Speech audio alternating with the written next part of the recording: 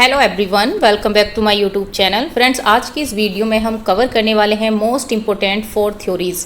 देखिए, ये जो वीडियो है वो मैं लेकर आई हूँ एक पीएचडी एंट्रेंस क्वेश्चन पेपर से उठाकर, क्योंकि मैंने जैसे ही पीएचडी एंट्रेंस क्वेश्चन पेपर को सॉल्व करना स्टार्ट किया, उसका फर्स्ट क्वेश्चन मैंने देखा कि ये क्वेश्चन था हमारा कि निम्नलिखित में से किसने पारंपरिक लोक प्रशासन की आलोचना शब्दों में कट्टरवाद, कौशल एवं प्रौद्योगिकियों में यथास्थितिवाद के रूप में की। सिंपल सा अगर मैं आपको बताऊं तो इस क्वेश्चन में जो मैंने देखा, नोट किया कि ट्रेडिशनल पब्लिक एडमिनिस्ट्रेशन को क्रिटिसाइज़ किया गया है और इससे रिलेटेड जो हमारे पास ऑप्शन दिए गए हैं वो दिए गए हैं new public administration, new public service theory, new public management, Minnowbrook conference. ये थर्ड कॉन्फ्रेंस है।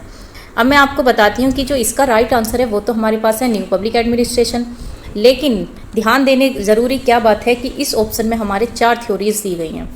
अगर हम किसी भी पेपर को एनालिसिस करते हैं तो ज़रूरी होता है कि उसके जो भी हमारे ऑप्शन दिए हैं हम उसको 1 बाय 1 समझें। तो मैं आज एक क्वेश्चन से 4 थ्योरीज़ को लेकर आई हूँ और इन चारों थ्योरीज़ को हम पढ़ेंगे और हो सकता है कि नेक्स्ट आपका जो भी यूजीसी नेट, पीएचडी एंट्रेंस, वीएएमए जो भी एंट्रेंस एग्ज़ाम होते हैं उसमें आपको इन थ्योरीज से रिलेटेड कोई भी क्वेश्चन आपको देखने को मिल सकता है।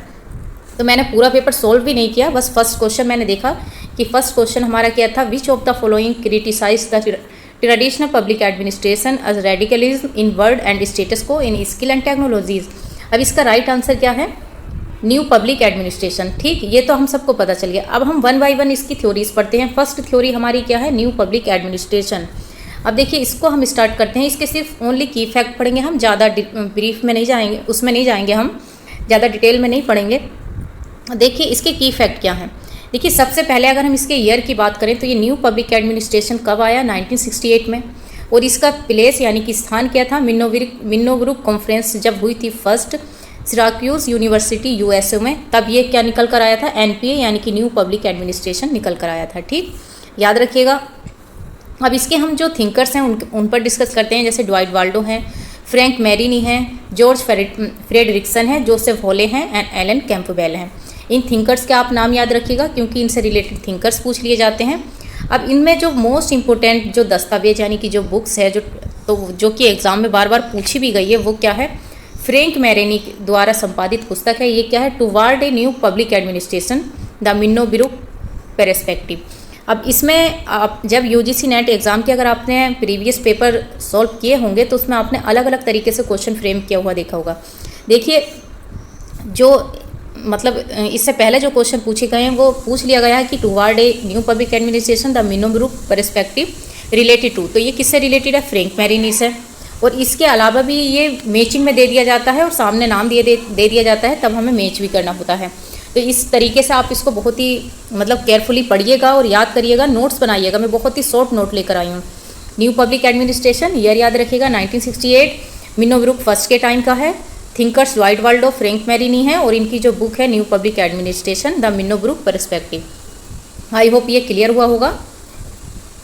अब इसका जो मेन ऑब्जेक्टिव है वो क्या है कि जो ट्रेडिशनल एडमिनिस्ट्रेशन है, पब्लिक एडमिनिस्ट्रेशन है, उसको इसने क्रिटिसाइज़ किया है। जैसे कि हमने क्वेश्चन में देखा भी था, और सोशल जस्टिस की बात की है। ठीक, क्या माना है, उसको एक केंद्र बनाना है, प्रशासन का केंद्र बनाना है सोशल जस्टिस को। ठीक, अब इसके जो की पॉइंट हैं वो क्या हैं, न्यू पब्लिक एडमिनिस्ट्रेशन यानी कि एमपीए के जो की पॉइंट हैं वो क्या क्या हैं, इक्विटी यानी कि समानता, ethics, change, relevance and social justice.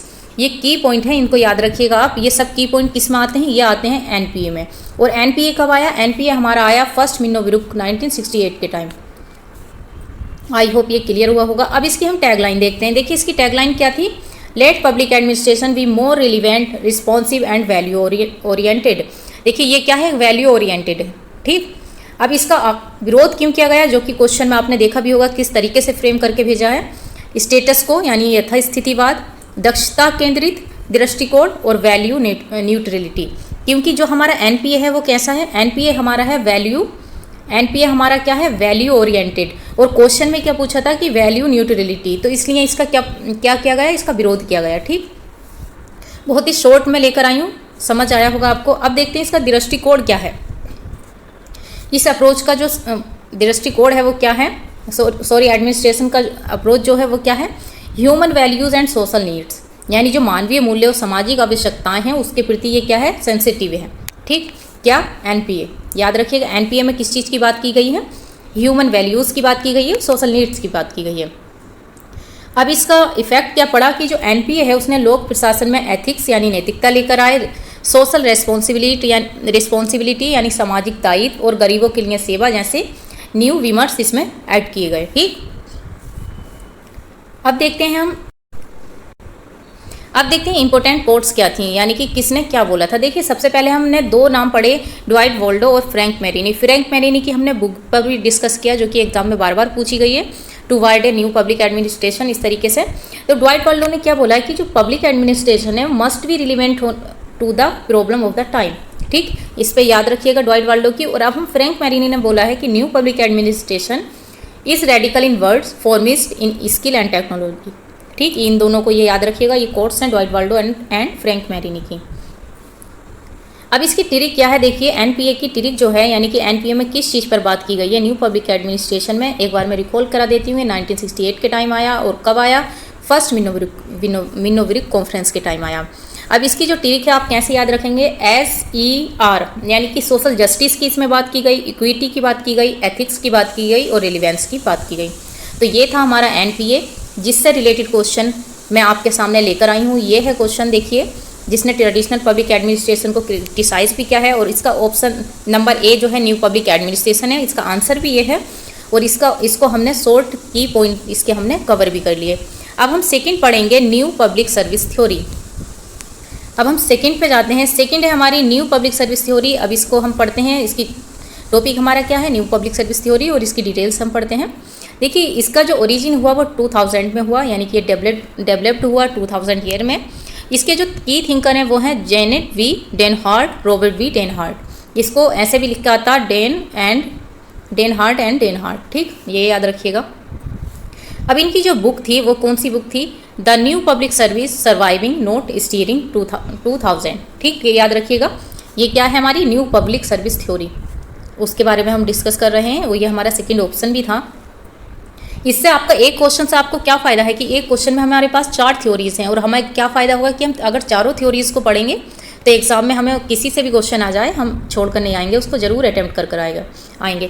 अब देखिए इसका जो मेन ऑब्जेक्टिव है, मेन एम है, वो क्या है, to serve citizen not treat them as customers, यानी नागरिकों को सेवा देना, उन्हें ग्राहक नहीं समझना, बल्कि उन्हें क्या करना, डेमोक्रेटिक पार्टिसिपेशन करना। उनका किस चीज़ पे फोकस होना चाहिए, उनका डेमोक्रेटिक पार्टिसिपेशन पे होना चाहिए। ठीक, इनका सिंपल सा मीन है कि जो सिटीजन है हमारे, उनको हम सेवा तो देते ही हैं, उनको हम ग्राहक ना समझें, बल्कि उनको एक लोकतांत्रिक भागीदारी बनाएं। ठीक, और इनका सेंट्रल प्रिंसिपल क्या था, सर्व सिटीजन्स नॉट कस्टमर, यानी कि हमारे जो सिटीजन हैं उनकी सेवा करें, उन्हें हम कस्टमर की तरह ना देखें। ठीक, ये है हमारी न्यू पब्लिक सर्विस थ्योरी। ठीक, किसने दी है ये दी है डेनहार्ट ने, और इनकी बुक है the new public service surviving note steering 2000। Book याद रखिएगा, ये बुक भी बार बार एग्जाम में पूछी जाती है। देखिए इसका जो कोर वैल्यूज़ है वो क्या है, डेमोक्रेसी है, अकाउंटेबिलिटी है, ट्रांसपेरेंसी है और पब्लिक इंटरेस्ट है। ठीक, सॉरी, क्योंकि जब हम न्यू पब्लिक सर्विस थ्योरी की बात करते हैं तो हम डेमोक्रेटिक पार्टिसिपेशन की बात करते हैं। पार्टिसिपेशन कब होता है, जब हमारे पास डेमोक्रेसी होती है और उसमें हम अकाउंटेबल होने चाहिए, ट्रांसपेरेंसी होनी चाहिए और पब्लिक का इंटरेस्ट भी उसमें होना चाहिए। अब ये विरोध किस चीज़ का करता है, ये विरोध करता है NPM यानी कि न्यू पब्लिक मैनेजमेंट की जो मार्केट ड्राइविंग थिंकिंग है उसको ये अपोज करता है। और प्रशासन का जो निजीकरण होता है यानी कि प्राइवेटाइजेशन ऑफ एडमिनिस्ट्रेशन है उसको भी ये क्रिटिसाइज करता है। न्यू पब्लिक सर्विस थ्योरी किस चीज़ की बात नहीं करती, वो बात नहीं करती जैसे न्यू पब्लिक मैनेजमेंट मार्केट की बात करता है और प्राइवेटाइजेशन यानी कि निजीकरण की बात करता है, तो इस चीज़ को ये क्या करता है, अपोज करता है। इस तरीके से याद रखिएगा। अब इसमें एडमिनिस्ट्रेशन का रोल क्या होता है, देखिए जो भी पब्लिक पॉलिसी होती है उसमें वो पार्टिसिपेट करते हैं और क्या करते हैं, नैतिक निर्णय लेते हैं। इसमें एडमिनिस्ट्रेशन की भूमिका क्या है, पब्लिक पॉलिसी में भागीदारी करते हैं और एथिकल एंड पार्टिसिपेटिव गवर्नेंस बनाते हैं। ठीक, अब इसमें सिटीजन का रोल क्या होता है, ये क्या करते हैं, ये भी पार्टिसिपेट करते हैं किसमें, पॉलिसी मेकिंग में। अब पॉलिसी मेकिंग एजुकेशन से रिलेटेड हो सकती है, हेल्थ से रिलेटेड हो सकती है, किसी भी चीज़ से रिलेटेड हो सकती है। ठीक, और जबकि ये क्या है, not just a passive recipient, यानी कि ये केवल एक सेवा लेने वाले नहीं है। फॉर एग्जाम्पल कोई एजुकेशन को लेकर पॉलिसी बनी है तो उसमें क्या करेंगे, सिटीजन पार्टिसिपेट करेंगे। ठीक, इसका मतलब ये नहीं कि एजुकेशन बनाई गई तो ओनली जो हमारे सिटीजन है उसका सिर्फ बेनिफिट लें, वो बल्कि उसके लिए एक उन्हीं की ज़रूरतों को देखकर उसमें वो पार्टिसिपेट भी करें। ठीक, अब देखिए डेनहार्ट एंड डेनहार्ट जो हैं इन्होंने 7 प्रिंसिपल बताए हैं किस चीज़ के, एनपीएस के, यानी न्यू पब्लिक सर्विस थ्योरी के। अब ये कौन कौन से हैं, 1 बाय 1 हम देखेंगे। थोड़ा शॉर्ट में, वीडियो ज़्यादा लंबी हो जाएगी, मैं ज़्यादा एक्सप्लेन नहीं करूँगी, बल्कि मैं लिखकर इस तरीके से लाई हूँ ताकि आपके माइंड में एकदम से सटीक बैठे और आप इसको याद करें। देखिए क्या है ये न्यू पब्लिक सर्विस थ्योरी, ये ग्राहकों की तरह नहीं लेती सिटीजन को, बल्कि नागरिकों की सेवा करने की तरह लेती है। ठीक, और इससे क्या होता है, पब्लिक में इंटरेस्ट होता है, ये पब्लिक के इंटरेस्ट को क्या करती है, प्राथमिकता देती है। और ये वैल्यू सिटीजनशिप होती है ओवर इंटरप्रेन्योरशिप, यानी कि उद्यमिता से पहले ये किस चीज़ को वैल्यू देती है, सिटीजनशिप को वैल्यू देती है। और ये क्या कहती हैं, थिंक स्ट्रेटेजिकली, यानी कि रणनीतिक रूप से सोचें, और एक्ट कैसे करें, डेमोक्रेटिकली, यानी कि डेमोक्रेटिक कैसे, प्रत्येक सिटीजन का पार्टिसिपेंट इसमें होना चाहिए। ठीक, 4 पॉइंट हो गए हमारे। 4 याद रखिएगा, serve citizen not customer, seek the public interest, value citizenship over entrepreneurship, think strategically, act democratically. अब देखते हैं 5th पॉइंट हमारा क्या है। 5th है हमारा, recognise that accountability is not simple, यानी जवाबदेही को सरल मत समझिए, ये एक कैसा है, एक बहुयामी है। ठीक, सर्वर देन द स्टीयर, यानी प्रशासन जो है उसको नियंत्रित कंट्रोल करने की बजाय सेवा करनी चाहिए। वैल्यू होनी चाहिए पीपल की, नॉट जस्ट प्रोडक्टिविटी, यानी कि पीपल को एक प्रोडक्ट नहीं समझना चाहिए, उनकी वैल्यू करनी चाहिए। तो ये किसने 7 पॉइंट बताए हैं, ये बताए हैं डेनहार्ट एंड डेनहार्ट ने, इसको याद रखिएगा। अब देखते हैं हम याद रखने की ट्रिक क्या है हमारी, 7 पॉइंट हैं इसके। SVBTRSV याद रखिएगा। जैसे S से क्या है, सर्व सिटीजन, V से वैल्यू सिटीजनशिप, V से वैल्यू पीपल, और T से थिंक स्ट्रेटेजिकली, एक्ट डेमोक्रेटिकली, याद रखिएगा। R से रिकॉग्नाइज अकाउंटेबिलिटी, S से सर्व नॉट स्टेयर, B से वैल्यू पब्लिक इंटरेस्ट। ये ट्रिक आप याद रखिए, ये ट्रिक आपको याद करने के लिए लेकर आई हूँ, ताकि अगर इससे रिलेटेड एग्जाम में क्वेश्चन आ जाए और स्टेटमेंट में क्वेश्चन दिया हो तो आप इन की पॉइंट से उस स्टेटमेंट को निकाल सकते हैं, और जो इनसे रिलेटेड नहीं है उसको आप कट कर सकते हैं, इजीली आपका आंसर आ जाएगा। ठीक, ये थी हमारी न्यू पब्लिक सर्विस थ्योरी। अब देखिए मैं फिर क्वेश्चन की तरफ जाती हूँ, क्योंकि क्वेश्चन में हमारे वी ऑप्शन क्या था, हमने न्यू पब्लिक एडमिनिस्ट्रेशन को कवर किया, हमने न्यू पब्लिक सर्विस थ्योरी को कवर किया। अब हमारा 3rd पॉइंट क्या है, न्यू पब्लिक मैनेजमेंट, यानी कि NPM। अब हम इसको कवर करेंगे। ठीक, NPM हमारा क्या कहता है, देखिए NPM के की फैक्ट क्या हैं। देखिए इसका जो ओरिजिन हुआ वो 1980 के दशक में हुआ, याद रखिएगा। और इसके जो लीडिंग कंट्रीज़ थी वो कौन कौन सी थी, यूके की, यानी कि मार्garet थैचर का नाम आता है, न्यूजीलैंड, USA के रोनाल्ड रीगन आते हैं NPM में, आप याद रखिएगा NPM। अब इसके जो की थिंकर्स थे वो कौन थे, क्रिस्टोफर हुड थे, ऑसबोर्न गैबलर थे, पोलाइट डनलीवी थे। ठीक, ये इनके नाम याद रखिएगा। अब अगर हम बुक की बात करें, जो फेमस बुक है वो कौन सी है, री इन्वेंटिंग गवर्नमेंट, ये किसकी है, ये ऑसबोर्न एंड गैबलर की है, 1992 की है। ये बहुत ही फेमस बुक है और ये बार बार UGC नेट एग्जाम में पूछी गई है, इसको याद रखिएगा, इसका ईयर याद रखिएगा 1992। किससे रिलेटेड है, NPM से रिलेटेड है, न्यू पब्लिक मैनेजमेंट से रिलेटेड है। ठीक, अब इसका मेन एम क्या था कि जो भी सरकारी प्रशासन में निजी क्षेत्र है उसके तरीकों को अपनाकर दक्षता, प्रभावशीलता और जवाबदेही बढ़ाना, यानी कि to make public administration efficient होना चाहिए, इफेक्टिव होनी चाहिए, अकाउंटेबल होना चाहिए, और एडोप्टिंग प्राइवेट सेक्टर प्रैक्टिसेस होना चाहिए। ठीक, अब देखते हैं इसका जो कोर प्रिंसिपल था वो क्या था।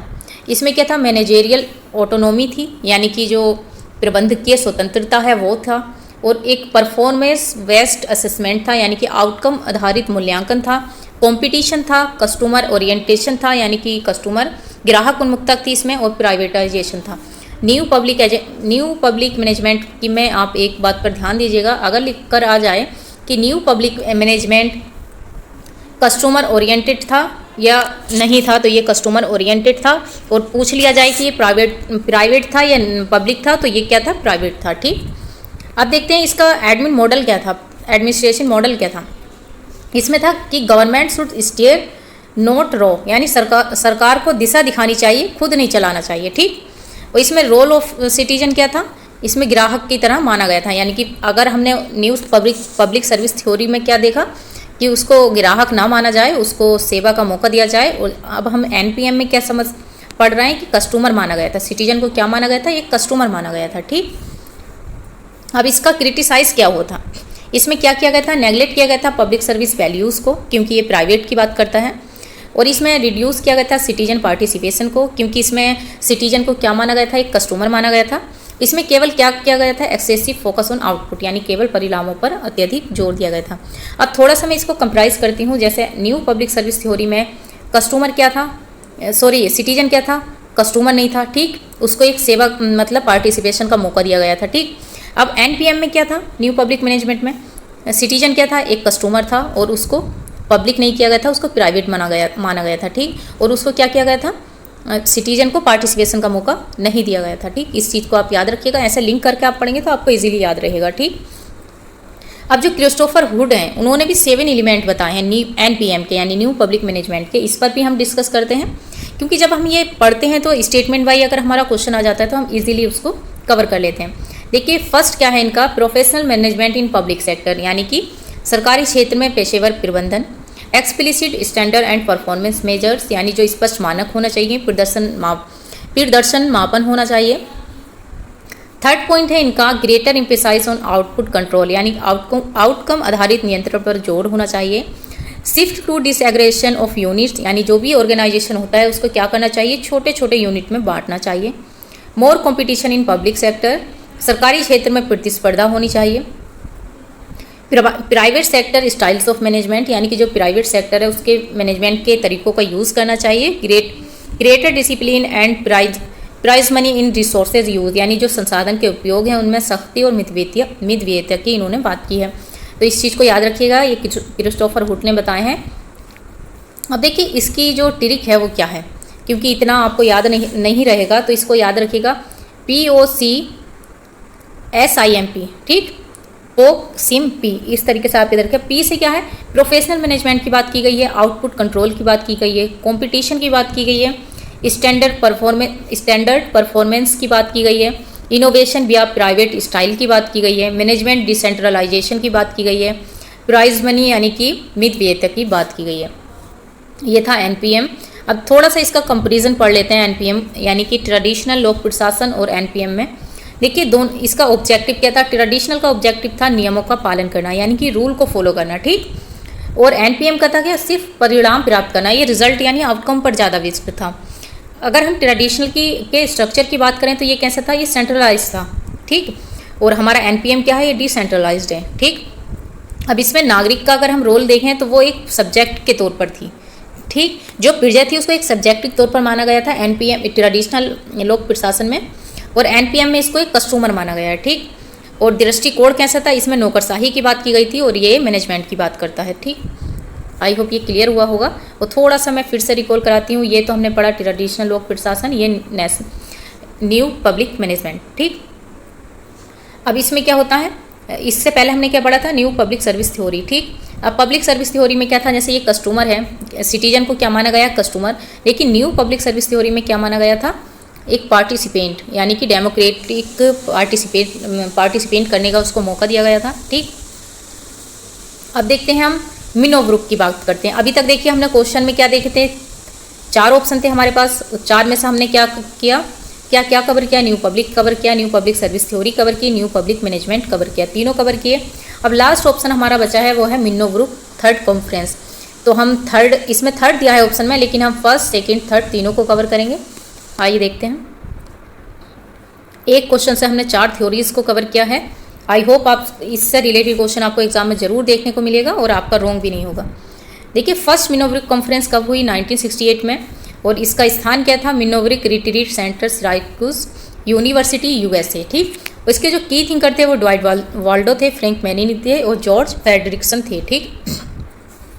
अब इसका जो पर्पस था वो क्या था, इसमें क्या था, जो ट्रेडिशनल पब्लिक एडमिनिस्ट्रेशन था उसको क्रिटिसाइज किया गया था, जैसे कि आपने क्वेश्चन में भी देखा है, और न्यू पब्लिक एडमिनिस्ट्रेशन का यहाँ पर जन्म हुआ था। ये याद रखिएगा, कितने मेन इंपॉर्टेंट स्टेटमेंट है ये मिनोब्रुक फर्स्ट में क्या हुआ था, ट्रेडिशनल पब्लिक एडमिनिस्ट्रेशन को क्रिटिसाइज किया, न्यू पब्लिक एडमिनिस्ट्रेशन ने जन्म लिया, और इसमें क्या ऐड किया गया, सोशल जस्टिस, एथिक्स, रिलीवेंस, इस तरीके से ये की पॉइंट इसमें ऐड किए गए, जिस पर इस पर वर्क किया गया। अब इसके की आइडियाज़ कौन से थे, रिलीवेंस, इक्विटी एंड चेंज। लोक प्रशासन को केवल दक्षता से नहीं सामाजिक उद्देश्यों से भी जोड़ना चाहिए, ठीक। जैसे फ्रैंक मैरिनी थे, जिनकी बुक्स भी मैंने स्टार्टिंग में आपको बताई है, towards a new public administration. तो इनका क्या कथन था कि radical in words, reformist in skill and technologies. तो ये जो इनका कथन है इसी से रिलेटेड क्या था, क्वेश्चन घुमाकर उसमें पूछा गया था। ठीक, अब देखिए मिनोब्रुक सेकंड, ये कब आई? 1980 में। स्थान वही था यूएसए का, और इसमें की थिंकर थे George Frederiksen, David रेनवोल्स, Frank Marini. अब देखिए ये कितने दिन बाद आई? ये एनपीए न्यू पब्लिक एडमिनिस्ट्रेशन के 2 दशक बाद, यानी कि 20 साल बाद। फर्स्ट मिनोब्रुक कब आई? देखिए फर्स्ट हमारी आती है 1968 में। अब सेकंड हमारी कब आती है? पूरे 2 दशक बाद, यानी कि 1988 में, 20 साल बाद। ठीक, और इसमें क्या समझना था कि क्या एनपीए जो है, जो 1968 में आया, वो आज भी प्रासंगिक है, यानी कि 20 साल के बाद भी वो है या नहीं है। लोकतंत्र, जवाबदेही और नागरिक भागीदारी को फिर से केंद्र में लाना, यानी कि जो लोकतंत्र है, जवाबदेही है, और सिटीजन की जो पार्टिसिपेंट है वो उसको जो है मेन बिंदु समझना, यानी कि उसको केंद्र में लाना। अब इसकी की आइडियाज़ क्या थे कि जो डेमोक्रेटिक अकाउंटेबिलिटी है एडमिनिस्ट्रेशन में, रोल ऑफ सिटीजन है पॉलिसी मेकिंग में, यानी कि जो प्रशासन में लोकतांत्रिक उत्तरदायित्व होना चाहिए, और जो भी पॉलिसी बन रही है उसमें नागरिकों की भूमिका होनी चाहिए। ठीक, और जैसे पोस्ट मॉडर्न पब्लिक एडमिनिस्ट्रेशन जैसे विचारों की शुरुआत हुई इसमें।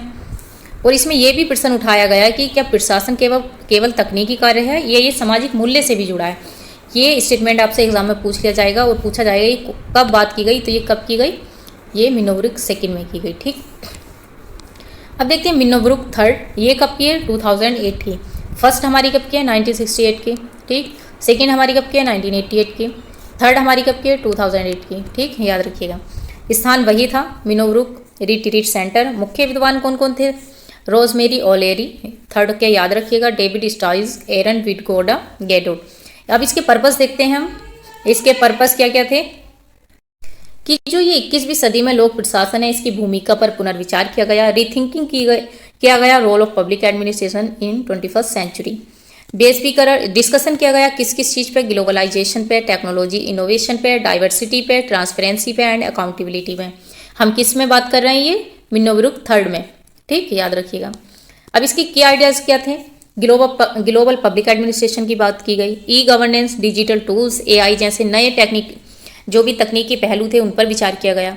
डाइवर्सिटी, इंक्लूजन, द एथिक्स और प्रशासन को केंद्र माना गया। न्यू पब्लिक वैल्यूज और कोलैबोरेटिव गवर्नेंस पर जोर दिया गया। ये सब बात हमारी किस में की गई? मिनोब्रुक थर्ड में की गई। अब देखिए, अब इसको शॉर्ट में याद रखते हैं। फर्स्ट हमारे जो मिनोब्रुक फर्स्ट था 1968, उसमें change, relevance and social justice आया। इसका बर्थ कब हुआ? एनपीए। इसमें बर्थ किस चीज़ का हुआ? एनपीए, न्यू पब्लिक एडमिनिस्ट्रेशन का हुआ। ठीक, जो हमारी सेकेंड मिनोब्रुक कॉन्फ्रेंस थी 1988 की, इसमें जो एनपीए था उसको एवेल्युएट किया गया, और फोकस किस चीज़ पे किया गया? डेमोक्रेसी एंड अकाउंटेबिलिटी पे किया गया। ठीक, अब जब तो जो थर्ड हमारी मिनोब्रुक है 2008 की, इसमें किस चीज़ पर बात किया गया? ग्लोबलाइजेशन पे बात किया गया, टेक्नोलॉजी पे बात की गई, और डाइवर्सिटी पे बात की गई, और फ्यूचर किस चीज़ का देखा गया? पब्लिक एडमिनिस्ट्रेशन का। तो ये थी हमारी आज की क्लास, जिसमें हमने एक क्वेश्चन से रिलेटेड 4 थ्योरी को कवर किया है। एक क्वेश्चन में हमारी 4 थ्योरी दी गई थी, उसी से रिलेटेड हमने चारों थ्योरी को कवर किया है। आई होप आपको चारों थ्योरी समझ आई होंगी, और अगर आपको कुछ समझ नहीं आया है तो आप कमेंट सेक्शन में ज़रूर बताइएगा। अगर आपको ये पीडीएफ चाहिए तो आप टेलीग्राम चैनल ज्वाइन कर सकते हैं। टेलीग्राम का लिंक जो है डिस्क्रिप्शन बॉक्स में वीडियो के नीचे दिया है। और ये जो मैंने क्वेश्चन उठाया था, ये पीएचडी एंट्रेंस से उठाया था, क्योंकि मैं उसका क्वेश्चन पेपर सॉल्व कर रही थी। और ऐसे ही अगर आपके पास कोई क्वेश्चन है तो आप मुझे टेलीग्राम पर सेंड कर दीजिएगा, मैं उसको ज़रूर कवर कराऊंगी। और अगर आपको वीडियो अच्छी लगी हो तो फ्रेंड्स के साथ शेयर कीजिएगा, कमेंट सेक्शन में अपनी फीडबैक जरूर दीजिएगा। Thank you, thanks for watching.